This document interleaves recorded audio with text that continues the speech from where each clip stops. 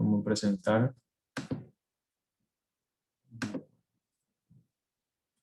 Vamos a compartir.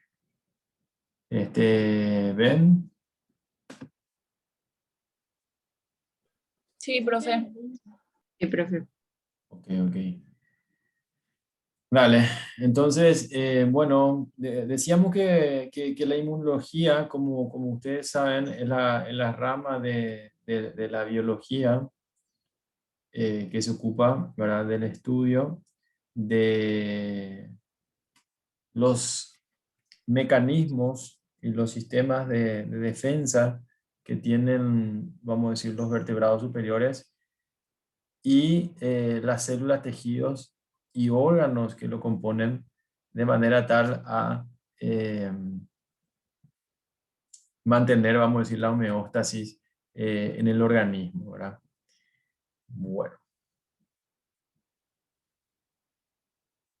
Entonces, sabiendo ya eso, y estuvimos hablando la clase pasada de lo que era inmunidad activa, inmunidad pasiva y otros u otras divisiones, vamos a decir, de lo que eran los tipos de inmunidad. Entonces, ¿qué es lo que es inmunidad? ¿Cuál es el concepto de inmunidad, verdad?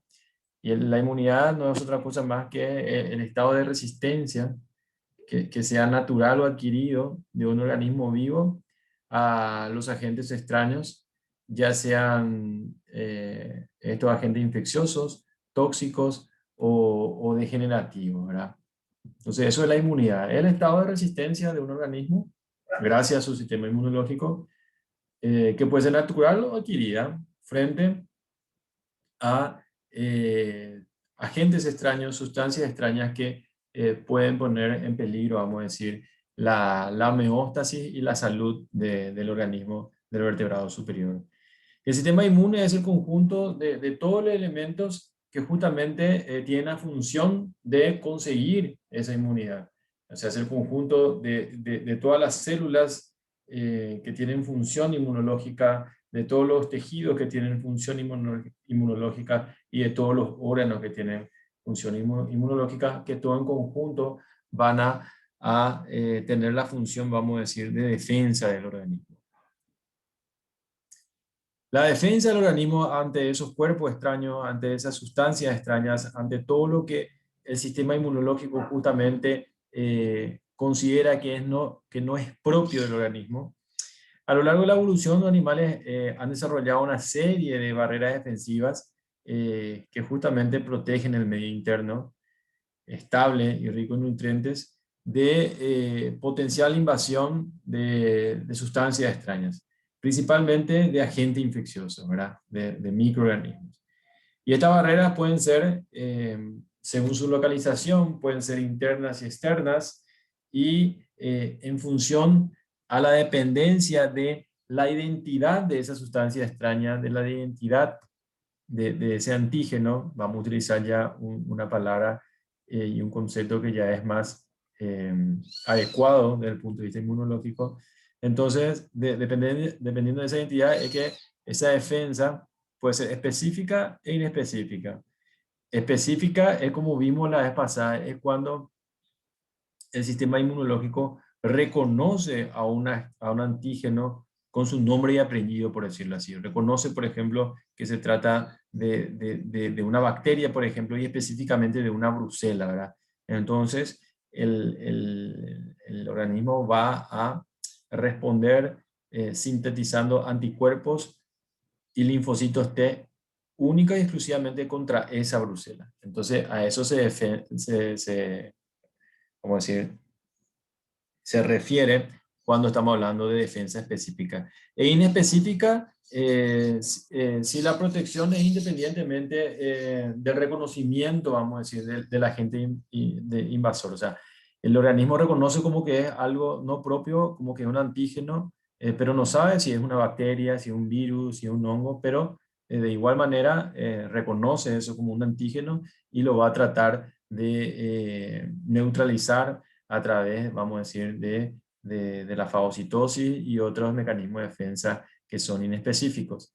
La inmunidad específica se refiere a la inmunidad adaptativa y la inmunidad inespecífica es la inmunidad innata que estuvimos viendo nosotros en la clase anterior. Entonces, teniendo en cuenta esos criterios de especificidad y localización, las barreras defensivas se reúnen en tres grupos, ¿verdad? Tenemos las barreras externas, que son inespecíficas, también como conocidos por ser las que frenan, vamos a decir, inicialmente la invasión. Esta es como si fuera la primera barrera, vamos a decir, de defensa del organismo. Entonces, allí, por ejemplo, tenemos las barreras físicas, como la piel, que posee un cierto grosor y posee una descamación natural que continuamente va renovando, vamos a decir, las células epiteliales y eso no permite, vamos a decir, la invasión de microorganismos. Después tenemos, por ejemplo, eh, los cilios de las vías respiratorias, las secreciones de las mucosas, por ejemplo, que atrapan las sustancias extrañas que de repente pueden estar en, vamos a decir, la mucosa del aparato digestivo, del aparato respiratorio, reproductor, y ese efecto, vamos a decir, de arrastre y de facilitación de la eliminación de esas partículas raras por parte, por ejemplo, de la saliva, en el caso del aparato digestivo, de las lágrimas, por ejemplo, en los ojos, la micción en el aparato genitourinario, etcétera, etcétera. Las barreras químicas, por ejemplo, puede ser el pH ácido, que por ejemplo se encuentra en el estómago e intestino, los fluidos del aparato urogenital, las secreciones sebáceas y sudoríparas, por ejemplo, en la piel, que tienen enzimas que, por ejemplo, pueden estar presentes en las lágrimas y en las salivas, que aparte de cumplir, vamos a decir, su función, por ejemplo, específica de la digestión, por ejemplo, como son algunas enzimas que se encuentran en la saliva, sí que actúan también para desnaturalizar a muchos tipos de microorganismos que pueden eh, estar presente, vamos a decir, en el alimento. Y las lágrimas también, las lágrimas, por ejemplo, aparte de ser un líquido, vamos a decir, lubricante del globo ocular, contiene también, por ejemplo, anticuerpos y otras sustancias que actúan ya de manera tal a evitar, vamos a decir, posibles infecciones. Como barrera biológica, el ejemplo que más se cita es la famosa flora autóctona o flora microbiana, vamos a decir, banal, que se presenta en distintas estructuras anatómicas del organismo y que compiten, vamos a decir, contra los gérmenes invasores y no le permiten su colonización y su replicación. Como ejemplo tenemos la flora banal intestinal que presenta, vamos a decir, los mamíferos, que incluso nos ayudan para digerir, por ejemplo, sustancias como las vitaminas, minerales y otros, y a su vez también no permite que de repente otras bacterias o otros microorganismos empiecen a colonizar. ¿Por qué? Porque justamente estas bacterias entran en competencia ante un posible invasor y estas bacterias producen sustancias, producen bactericinas y otras enzimas que degradan y desnaturalizan a ese invasor y no permiten, vamos a decir, su colonización y su multiplicación. Entonces, estos son ejemplos, vamos a decir, de barreras externas, por decirlo así. Después tenemos las barreras internas, inespecíficas, secundarias, y está dado por el conjunto, vamos a decir, de células, sobre todo, que tienen una actividad inmunológica, pero que no es específica. Es decir, que acá, por ejemplo, actúan sobre todo las células con capacidad de fagocitosis, como son los macrófagos, los granulocitos y las células naturales asesinas o natural killers, que detectan que hay una sustancia extraña, pero no lo conocen con su nombre y apellido. No saben que se trata, por ejemplo, de una bacteria o de un virus o de un hongo, ni mucho menos saben si es una brucela, si es un coronavirus, si es un micoplasma, etcétera, etcétera, sino que simplemente reconocen como no propio y van a actuar sobre todo a través de los procesos de la fagocitosis.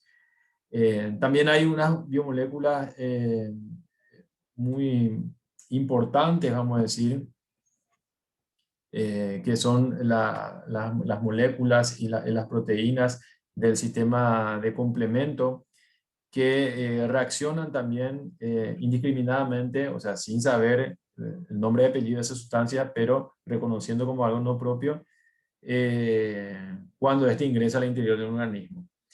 El sistema de complemento no es otra cosa más que un conjunto de 12 proteínas plasmáticas que actúan todo en forma de retroalimentación positiva, es decir, en cascada se van eh, estimulando uno a otros de manera tal a fortalecer e intensificar las funciones y las acciones de las células que intervienen en el proceso inmunológico.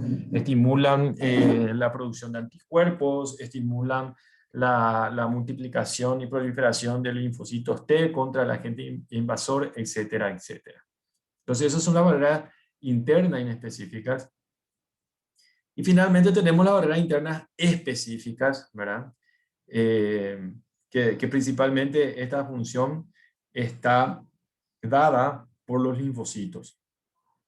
Entonces los linfocitos reaccionan ante la invasión de una sustancia considerada no propia, que en inmunología se reconoce como antígeno, y reacciona fabricando moléculas, fabricando unas moléculas proteicas que se denominan inmunoglobulinas, que son los anticuerpos. Entonces, esta respuesta sí ya es específica, como estuvimos diciendo. Esto ya hay una respuesta específica contra un determinado tipo de antígeno. Hay una respuesta, por ejemplo, específica si hay una infección contra brucela, bueno, los anticuerpos van a ser contra brucela. Si hay una infección contra coronavirus o de coronavirus, por ejemplo, el organismo va a responder de forma específica produciendo anticuerpos específicos contra el coronavirus y contra ninguna otra cosa más. Entonces, a eso se le refiere en respuesta específica. Entonces, esta respuesta específica tiene varias particularidades, varias peculiaridades o características, como lo quieran llamarlo, y origina dos tipos de respuesta. Una respuesta primaria, que es ante el primer contacto con ese antígeno, y se reconoce justamente como respuesta primaria, y la respuesta secundaria, que es tras un nuevo contacto con el antígeno, que generalmente esa respuesta secundaria es de manera más intensa, más rápida y más implacable. Entonces, ante cualquier tipo de agresor, ante cualquier tipo de infección, como quieran llamarlo, entonces colaboran los tres tipos de barreras. Así como yo dije la clase pasada, no es que esto funciona de manera independiente, sino que en la realidad las tres barreras actúan de forma en conjunto. La barrera externa inespecífica, la barrera interna inespecífica, que esos dos primeros corresponden a la inmunidad innata, y luego la barrera interna específica, que corresponde a la inmunidad adaptativa o específica. ¿Se entiende, gente, hasta acá? ¿Se comprendió? ¿Hay alguna pregunta que quieran hacer?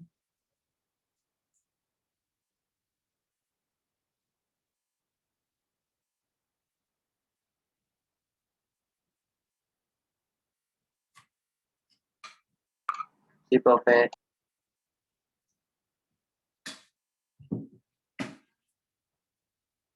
¿Está todo claro? Bueno. Entonces, ahora yo le hago una pregunta. ¿Por qué en la inmunidad adaptativa específica, ¿verdad? ¿Por qué la respuesta secundaria es más rápida e intensa que la respuesta primaria. ¿Alguien me puede decir?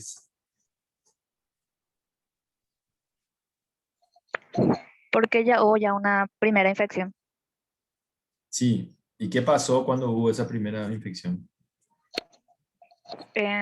Las defensas actuaron de manera lenta y hubo un anticuerpo. O sea, se produjeron anticuerpos. Sí. ¿Y qué más? ¿Alguien le puede ayudar a su compañera? Sí, está bien lo que dijiste, compañera. De hecho, que eso ocurre, pero ¿qué más? ¿Qué más pasa aparte de eso? ¿Qué queda en el sistema inmunológico? ¿Qué queda en el organismo luego de una primera respuesta? El cuerpo ya Una reconoce, célula, ¿Sí? una célula de memoria. Exactamente. Lo que ocurre es que queda la memoria inmunológica. Es decir, que queda un remanente de la población de los linfocitos, que pueden ser linfocitos B o T, que ya tienen en su memoria a ese agresor.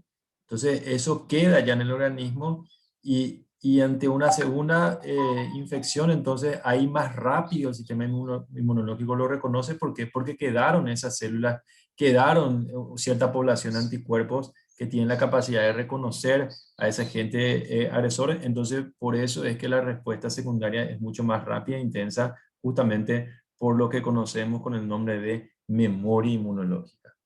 ¿Está bien? ¿Se entiende? sí, doctor. Bueno, ok. Bueno, continuamos entonces.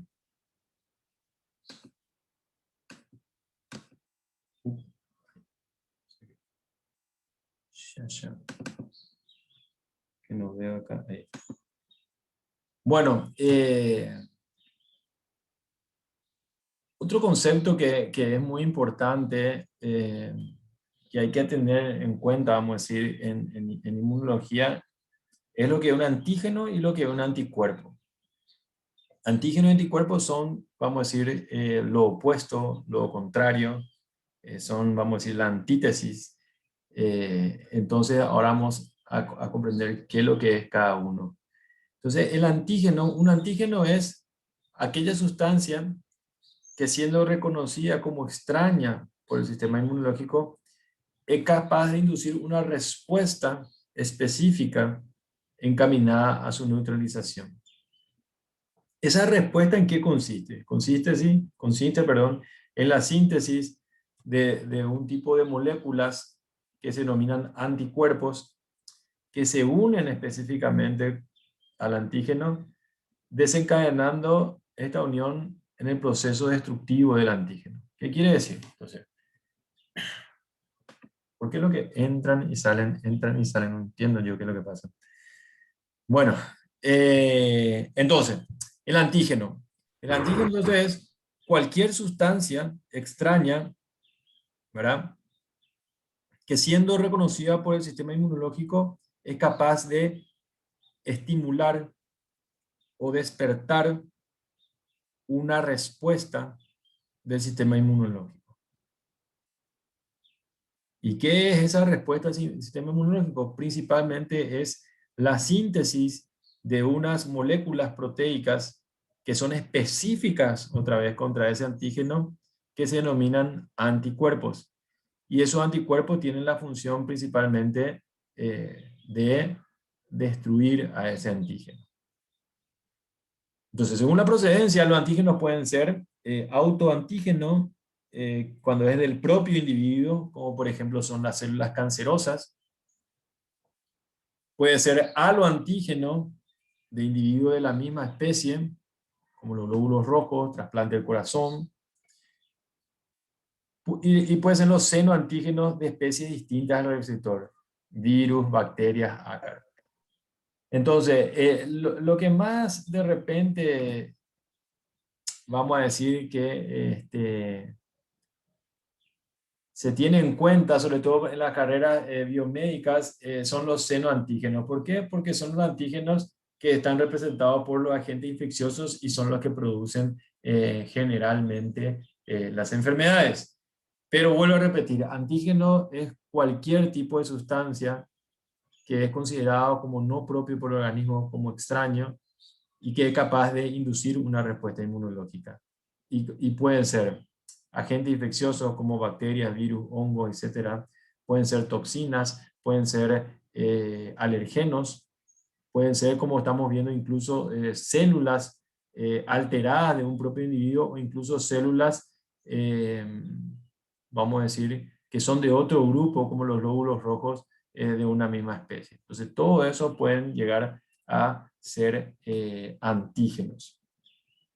¿Se entiende, chicos? Profe, una consulta. Sí, una Sí. consulta, profe. Sí. ¿Qué pasa con las personas que tienen lupus, por ejemplo? Porque se entiende que es una enfermedad que tipo el sistema inmunitario se autoataca. Uh-huh. Sí, O sea, ¿en qué categoría quedaría el antígeno en este caso? Sería...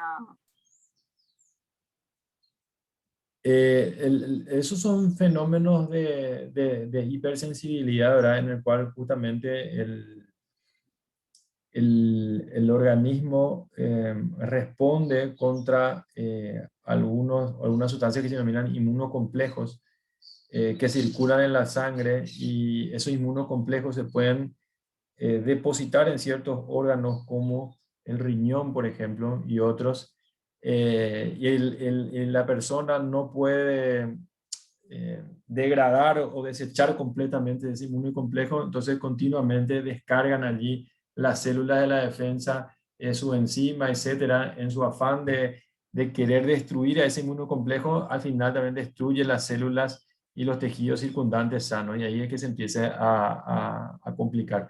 Son lo que se denominan enfermedades autoinmunes, y están relacionados también a los fenómenos de hipersensibilidad. Bueno, entonces la mayoría de los antígenos son proteínas, aunque algunos pueden ser polisacáridos.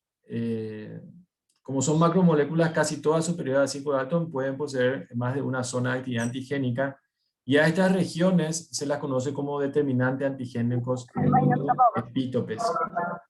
Entonces, el antígeno puede tener uno o más determinantes antigénicos o epítopes, a través de los cuales el sistema inmunológico lo reconoce como no propio, y entonces de esa manera puede actuar a través de la producción de anticuerpos y también de linfocitos. Esto va a salir caro legalmente. Perdón.